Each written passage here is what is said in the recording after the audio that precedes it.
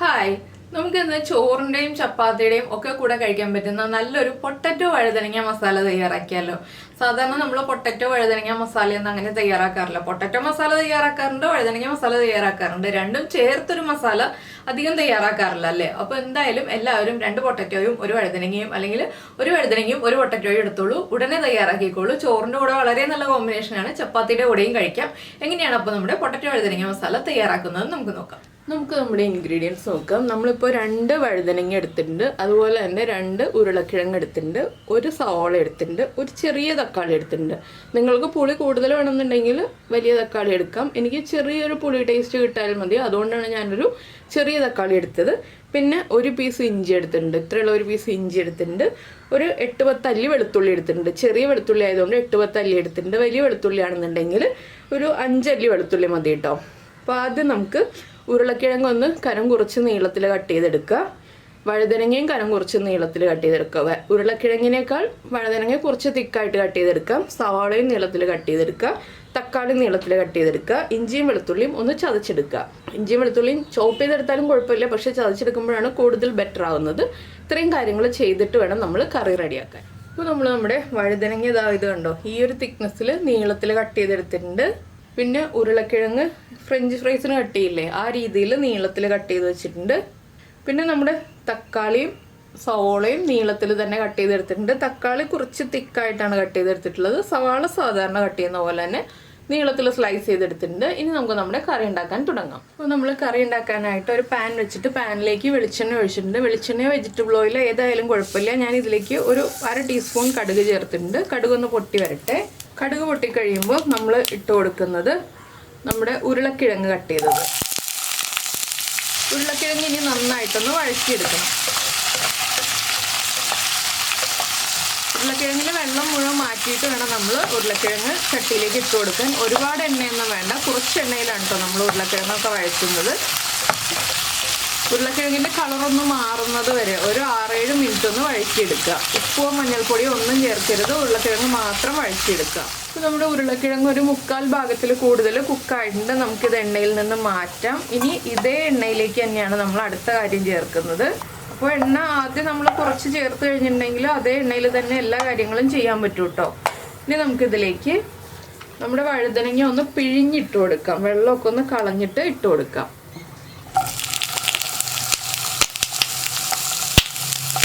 ഇനി വഴുതനങ്ങയും ഓവർ കുക്കായി പോവാതെ നമുക്ക് ഇതുപോലെ ഉരുളക്കിഴങ്ങ് വഴറ്റിയെടുത്തതുപോലെ ഒന്ന് വഴറ്റിയെടുക്കാം. ഓവർ കുക്കായി പോകരുത്, കുഴഞ്ഞു പോരുത്, അതാണ് നമ്മൾ ഉദ്ദേശിക്കുന്നത്. അപ്പോൾ വഴുതനങ്ങയും ഒന്ന് കുക്കായി വരട്ടെ. അപ്പോൾ നമ്മുടെ വഴുതനങ്ങയും നമ്മൾ ഉടഞ്ഞു പോകാതെ കുക്ക് ചെയ്തെടുത്തിട്ടുണ്ട്. ഇതും നമുക്ക് ഈ പാനിൽ നിന്ന് മാറ്റാം. ഇനി നമുക്ക് പാനിലേക്ക് വീണ്ടും കുറച്ച് എണ്ണ ഒഴിച്ചു കൊടുക്കാം. ഒരുപാട് എണ്ണ വേണ്ട, കുറച്ച് മതി. നമുക്ക് സവാള ഒന്ന് വഴറ്റിയെടുക്കാനുള്ള എണ്ണ മതി. ഇതിലേക്ക് നമ്മൾ ചതച്ച് വെച്ചിരിക്കുന്ന ഇഞ്ചി വെളുത്തുള്ളി ചേർത്ത് കൊടുക്കാം.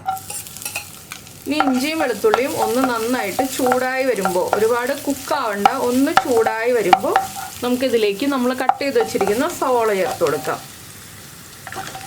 ഇനി നമുക്ക് സവാളയ്ക്ക് ആവശ്യമായിട്ടുള്ള ഉപ്പ് ചേർക്കാം. നമ്മൾ ഉരുളക്കിഴങ്ങിലോ വഴുതനങ്ങയിലോ ഉപ്പ് ചേർത്തിട്ടില്ല, അപ്പോൾ കുറച്ച് ഉപ്പ് കൂടുതൽ ചേർത്താലും കുഴപ്പമില്ല. ഞാനിപ്പോൾ ഒരു 1/2 ടീസ്പൂൺ ഉപ്പ് ചേർക്കുന്നുണ്ട്.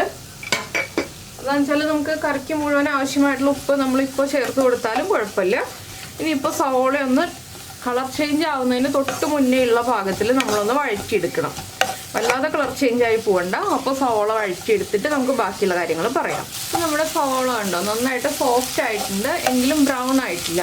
ഈ ഒരു സമയത്ത് നമുക്കിതിലേക്ക് പൊടികൾ ചേർത്ത് കൊടുക്കാം. ഒരു 1/2 ടീസ്പൂൺ മഞ്ഞൾപ്പൊടി, 1 ടീസ്പൂൺ മല്ലിപ്പൊടി. മല്ലിപ്പൊടി കൂടി പോകണ്ട, 1 ടീസ്പൂൺ മതി. 1 ടീസ്പൂൺ മുളക് പൊടി. പിന്നെ നമ്മൾ ചേർക്കുന്നത് 1/2 ടീസ്പൂൺ 1/2 ടീസ്പൂൺ ഗരം മസാലപ്പൊടി. ഇത്രയും ചേർത്തിട്ട് നന്നായിട്ടൊന്ന് ഇളക്കി ഈ പൊടികളുടെ ആ ഒരു റോ ടേസ്റ്റ് മാറി വരുന്നത് വരെ ഇളക്കി കൊടുക്കുക.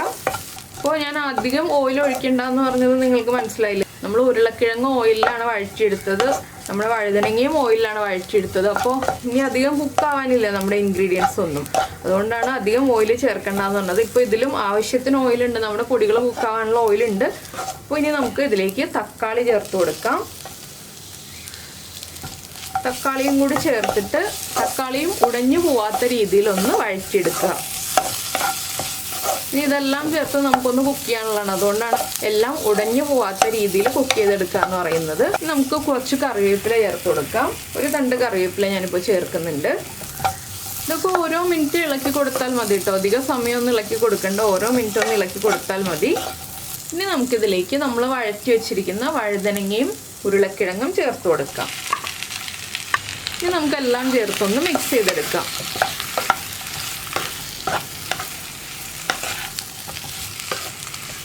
മിക്സ് ചെയ്യുമ്പോൾ പ്രത്യേകം ശ്രദ്ധിക്കുക, ഒരുപാട് അങ്ങോട്ട് കുത്തി ഇളക്കരുത്, ഉരുളക്കിഴങ്ങൊന്നും അങ്ങോട്ട് ഉടഞ്ഞു പോകരുത്. ഇനി മസാലകളെല്ലാം ഒരുമിച്ച് മിക്സായി വരാനായിട്ട് നമ്മൾ ഇതിലേക്കൊരു 1/4 കപ്പ് ചൂടുവെള്ളം ചേർത്തിട്ട് മിക്സ് ചെയ്യുക. ലോ ഫ്ലെയിം ആക്കുക. അതിനുശേഷം 1/4 കപ്പ് ചൂടുവെള്ളം തന്നെ ചേർക്കുക, പച്ചവെള്ളം ചേർക്കരുത്. ആ ഉപ്പൊക്കെ നമ്മുടെ വഴുതനങ്ങയിലേക്കും ഉരുളക്കിഴങ്ങിലേക്കും നമുക്ക് പിടിച്ചു വരാൻ വേണ്ടിയിട്ടാണ് നമ്മൾ 1/4 കപ്പ് ചൂടുവെള്ളം ചേർക്കുന്നത്.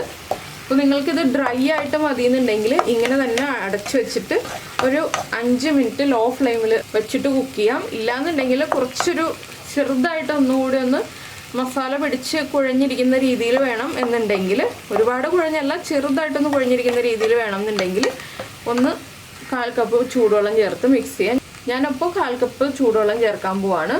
ഒരു 1/4 കപ്പ് ചൂടുവെള്ളം ഇതുപോലെ ഒന്ന് ഇങ്ങനെ ഒഴിച്ചു കൊടുക്കുന്നുണ്ട്. ഇത്രയും മതി. ഇനി ഒന്നുകൂടി ഒന്ന് ഇളക്കിയതിന് ശേഷം നമുക്ക് ഒരുമിച്ചാക്കി വയ്ക്കാം.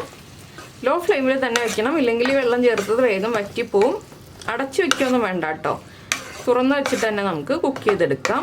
ഉപ്പൊക്കെ ചെക്ക് ചെയ്യുക, ഉപ്പ് കുറവാണെങ്കിൽ ഉപ്പ് ചേർത്ത് കൊടുക്കുക. അപ്പോൾ വളരെ ഈസി ആയിട്ട് നമുക്കൊരു മിക്സഡ് വെജിറ്റബിൾ മസാല എന്ന് പറഞ്ഞിട്ടുണ്ടെങ്കിൽ നമ്മുടെ ഉരുളക്കിഴങ്ങ് വഴുതനങ്ങ മസാല റെഡിയാക്കി എടുക്കാം. ഒരുപാട് ഇൻഗ്രീഡിയൻസ് ഒന്നും വേണ്ട, 2 ഉരുളക്കിഴങ്ങ് 2 വഴുതനങ്ങ ഉണ്ടെങ്കിൽ നമുക്ക് നമ്മുടെ കറി റെഡിയാക്കി എടുക്കാം. ചപ്പാത്തിക്കും കഴിക്കാം, ചോറിനും കഴിക്കാം. ഇനി ഇതിങ്ങനെ ഇരുന്നിട്ട് ഒരു 5 മിനിറ്റ് ഇരിക്കട്ടെ. അപ്പോൾ ആ ഉരുളക്കിഴങ്ങിലേക്കും വഴുതനങ്ങയിലേക്കും ഒക്കെ ഉപ്പും മസാലയൊക്കെ പിടിക്കും. ഇടയ്ക്കൊന്ന് ഇളക്കി കൊടുക്കണം 1-2 പ്രാവശ്യം. അപ്പോൾ ഇത് പിടിച്ചു വരട്ടെ. പിന്നെ നിങ്ങൾക്ക് നമ്മുടെ വീഡിയോ പ്രസൻറ്റ് ചെയ്യുന്ന രീതിയൊക്കെ ഇഷ്ടമായി എന്നുണ്ടെങ്കിൽ ഒന്ന് ലൈക്ക് ചെയ്യാനും കമൻറ്റ് ചെയ്യാനും ഒക്കെ മറന്നു പോകരുത് കേട്ടോ. ഇടയ്ക്ക് ഇളക്കി കൊടുക്കാനും മറന്നു പോകരുത്. അപ്പോൾ നമ്മളിപ്പോൾ വെള്ളം ചേർത്തതിന് ശേഷം ഒരുമിച്ചാക്കി വെച്ചിട്ട് ഒരു 5 മിനിറ്റായി. ഞാൻ ഒരു പ്രാവശ്യം ഇളക്കി കൊടുത്തു, ഉപ്പ് ചെക്ക് ചെയ്തു, ഉപ്പൊക്കെ കറക്റ്റാണ്. ഇത്രയേ ഉള്ളൂ നമ്മുടെ ഉരുളക്കിഴങ്ങ് വഴുതനങ്ങ മസാലയുടെ പരിപാടി. അപ്പോൾ നിങ്ങൾ എന്തായാലും ട്രൈ ചെയ്ത് നോക്കുക. പിന്നെ നമ്മുടെ വീഡിയോ പ്രസൻറ്റ് ചെയ്ത രീതിയൊക്കെ ഇഷ്ടമായി എന്നുണ്ടെങ്കിൽ നമ്മുടെ ചാനലിലെ വീഡിയോ നിങ്ങൾ ആദ്യമായിട്ടാണ് കാണുന്നതെന്നുണ്ടെങ്കിൽ നമ്മുടെ ചാനൽ ഇതുവരെ സബ്സ്ക്രൈബ് ചെയ്തിട്ടില്ല എന്നുണ്ടെങ്കിൽ ഒന്ന് സബ്സ്ക്രൈബ് ചെയ്ത് സപ്പോർട്ട് ചെയ്യണേ. സബ്സ്ക്രൈബ് ചെയ്യുന്നതിന് ഈ വീഡിയോയുടെ താഴെയുള്ള റെഡ് സബ്സ്ക്രൈബ് ബട്ടൺ ഒന്ന് ക്ലിക്ക് ചെയ്യുക. ആൻഡ് റൈറ്റ് സൈഡിലുള്ള ബെല്ലൈക്കണും ക്ലിക്ക് ചെയ്യുക. അപ്പോൾ ഓൾ എന്ന് പറഞ്ഞിട്ടൊരു ഓപ്ഷൻ കാണാം. ആ ഓളും കൂടി പ്രസ് ചെയ്തിട്ടുണ്ടെങ്കിൽ ഞാൻ എപ്പോഴും വീഡിയോ അപ്ലോഡ് ചെയ്യുമ്പോൾ നിങ്ങൾക്ക് നോട്ടിഫിക്കേഷൻ വരും. അപ്പോൾ എന്തായാലും നമുക്ക് നമ്മുടെ അടുത്തൊരു റെസിപ്പിയുമായിട്ട് അടുത്ത ദിവസം വീണ്ടും കാണാം.